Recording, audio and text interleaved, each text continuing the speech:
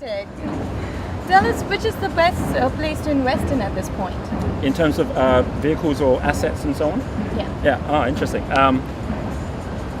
It's not in physical assets, Okay. meaning you can invest in physical assets, but you better know what you're doing. A lot of people, if you expect that currencies will drop by 20-30%, if you expect that property might drop by 20-30%, and by the way, here in Singapore, from 1997 to 2000, it dropped by over 40%. So even though right now in America it's dropped by some 20%, it doesn't mean it's the end. If you assume that all these things are going to drop, the stock market will drop by another 20%, property will, we don't know if it will or not, but if you assume that is, then you start valuing things differently. And so I would say that the number one place that all the people I know where they're investing is not in physical assets, it's in people. And I'll tell you what I mean by that. We're not in a credit crisis right now, we're in a trust crisis. Meaning there's more than enough money around, it's just that people don't want to give it to each other.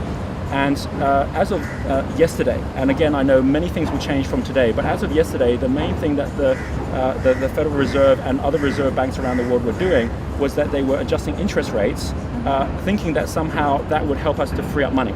So it's a little bit like talking about a football game, where when everyone's kicking the ball to each other, and you think about money being the ball. If money's the ball, we're happy to kick it to each other if we're playing the same game. If at any point you want to slow that money down, you increase interest. It's a bit like saying my ball's more interesting now, so I will hold on to it for longer.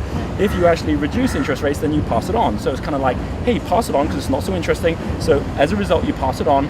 The problem right now is that people aren't passing to each other, not because they don't have enough interest or they want to pass the interest on. They simply don't trust the other player. And it's not even about saying, well, if I pass it to him, he might not pass it back. It's if I pass it to him, he might get injured before he can pass it back, right? If one bank, so this happened with Lehman Brothers, where within Lehman Brothers itself in London, over the weekend, it passes money to the New York branch. So it passed over $4 billion to the New York branch. Over the weekend, Lehman Brothers went down, and then London, in Lehman Brothers, said to the US Lehman Brothers, give us the money back. But of course, by now, they'd had a crap, they'd fallen over, and they couldn't pass the ball back. So everyone's thinking, geez, it's not even about whether or not I want to pass the money, I don't even trust the other player. Now, here's the point. Monetary policy is about how you can change the flow of the ball. Talking about community spirit is not about the game of the ball, it's about the players trusting each other. Yeah. So right now what's happening is we're looking at the government and say, government, please make sure people pass it to each other. The people aren't speaking to each other. If we go back to 1907, that was when the banking crisis was taking place, pretty similar to the one today. And what happened was at that point, the government said, we got to get the players together. So they went to someone called JP Morgan, and they said to JP Morgan, who was one of the top bankers at the time, and had as much trust as someone like Warren Buffett today, get the bankers together to get them to speak to each other. They brought all the bankers together, and the banks, if we trust each other as a team, then we can start passing the ball again. And they had that conversation, and they ended up, as a result, getting out of the crisis.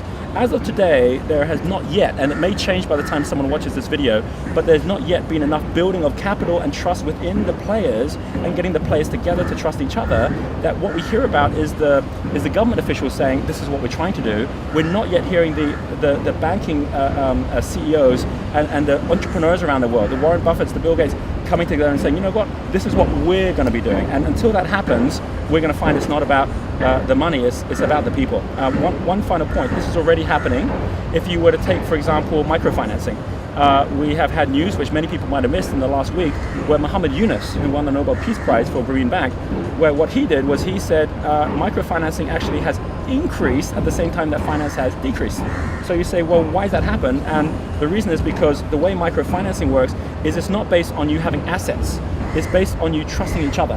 What Muhammad Yunus did was he said, look, if as an entrepreneur you would like to get some microfinancing, like $100, find your friends, get 8 of you together, all of you take a loan, you will all guarantee each other, which means if one of you defaults, you all default and you can't get any more. But if you all pay off, then I'll give you even more.